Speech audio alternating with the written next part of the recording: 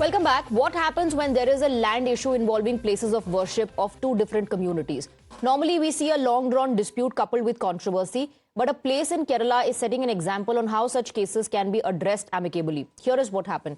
Remnants of an ancient temple, including a shivling, were recently discovered on land owned by the Catholic Diocese of Palai, a place in Kottayam.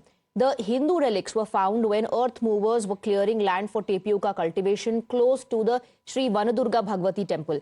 Following the discovery, church permitted Hindu devotees to perform a Deva Prasanam, an astrological ritual that is used to determine divine will regarding the site.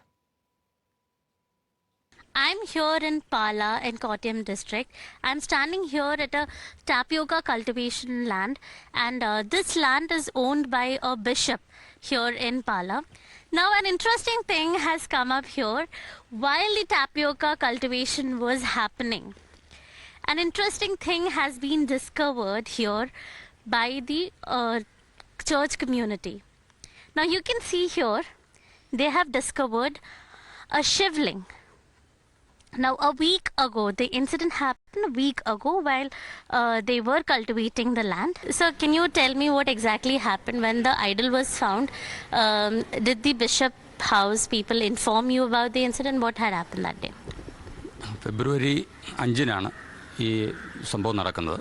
നമുക്ക് ഫെബ്രുവരി 5 വൈകുന്നേരം ഒരു ഏകദേശം 6:30 സമീപവാസികൾ നമ്മളെ വിളിച്ച് പറയുകയാണ് അവിടെ ഇങ്ങനൊരു കപ്പ കിളച്ചപ്പോൾ അതിൻ്റെ ഒരു വിഗ്രഹം കണ്ടു എന്നുള്ളത് പറയുന്നു. അപ്പോൾ ആ വിഗ്രഹം കണ്ടു എന്ന് സമീപവാസികൾ പറഞ്ഞപ്പോൾ ഞങ്ങൾ ആ സ്ഥലത്തെത്തി അത് ഈ നൈറ്റ് ആയതുകൊണ്ട് നമുക്കത് വ്യക്തമായിട്ടില്ലായിരുന്നു. പിറ്റേ ദിവസം 6th മോർണിംഗിൽ ഞങ്ങളവിടെ ചെന്ന് കൺഫേം ചെയ്തു ഇത് ശിവലിംഗമാണ്. The matter has now taken a political turn, with BJP citing this as an example of how religious disputes can be and should be dealt with harmoniously. But opposition leaders call it fear factor at play. Waqf system के जो संवैधानिक सुधार की दिशा में काम हो रहा है वो इसी तरह की अराजकता और उद्दंडता, कंफ्यूजन और कंट्राडिक्शन और कन्फ्लिक्ट को करेक्ट करने की दिशा में काम हो रहा है. और जो लोग जो है वो इस बारे में लेकर के कंफ्यूजन कर रहे हैं, भय भ्रम का माहौल पैदा कर रहे हैं कि साहब ये इस्लाम पे खतरा है, ईमान पे खतरा है, वो शुद्ध रूप से लोगों को बेवकूफ बनाने की कोशिश और भय और भ्रम के भंवर जाल में फंसाने का षड्यंत्र कर रहे हैं. क्योंकि न तो इससे इस्लाम को खतरा है, न तो ईमान को खतरा है. हाँ, बेईमानों को जरूर खतरा है.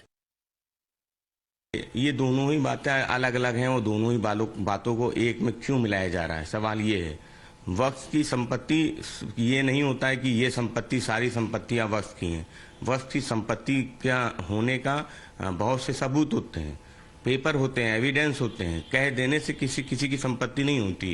और जहां तक चर्च में शिवलिंग निकलने का सवाल है तो देश का में रहने वाले नागरिक वो तो आपस में साथ रहना ही चाहते हैं, वो लड़ना नहीं चाहते. वो हिंदू मुसलमान के नाम पे, क्रिश्चियन हिंदू के नाम पे या दूसरे धर्म के नाम पे कभी नहीं लड़े.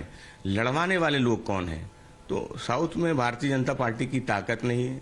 भारतीय जनता पार्टी किसी को नहीं लड़ा सकती.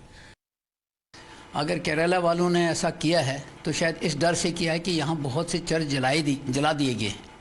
उन्होंने कहा होगा बेहतर है कि चर्च जल जाए, तो कहा यही संभालो. तो ये डर जो है ये ख़त्म होना चाहिए.